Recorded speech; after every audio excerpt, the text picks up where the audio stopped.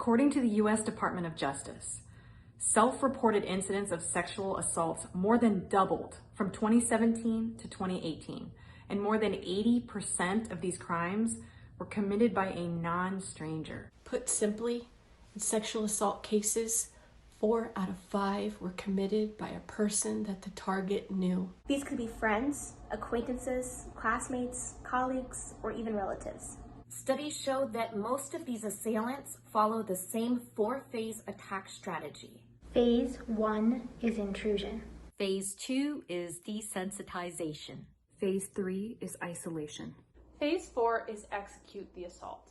Once the target has been identified, the assailant will begin by probing the target's boundaries, by testing tolerance for inappropriate behavior.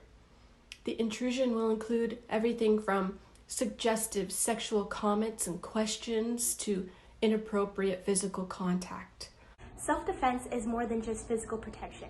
It's about establishing and protecting your boundaries. If you're told an off-the-wall comment, or your personal space is invaded, or even if there's unwanted physical contact, establish your boundary and stand with it.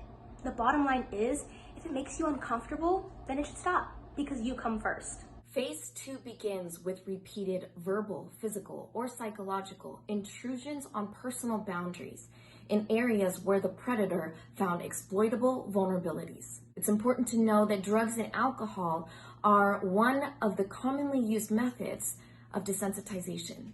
The key to Phase 2 survival is understanding that even though we may have initially overlooked or even invited their initial inappropriate gestures, we are under no obligation to allow the behavior to continue. The predator will typically attempt to isolate the target to reduce the likelihood of intervention or interference with the planned assault. He will rely on the false sense of trust he has created with the target. The key to survival in Phase 3 is to avoid being isolated with anyone who we suspect may have bad intentions. We must trust our instincts. Be aware that when someone we know has targeted us, they will say or do anything necessary to build a false sense of trust. Because the target has tolerated inappropriate sexual comments or touching, the predator will insinuate that the proposed sexual advances are the natural progression of the relationship. If the target resists, the predator will employ verbal strategies in order to coerce her into remaining. He may, for example, try to make her feel guilty for leading him on. The bottom line is that regardless of what behavior was tolerated up until this point, it's never too late to establish and enforce a boundary. We are never obligated to engage in sexual activity with anyone, including people we're in a relationship with.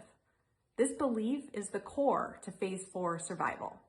Self-defense begins with the belief that we are worth defending. We are worth defending. You are worth it. You are worth it. You are worth it. We are worth it. We are worth it. We are worth it. We are women We are empowered. women empowered. We are women empowered. We are Women Empowered.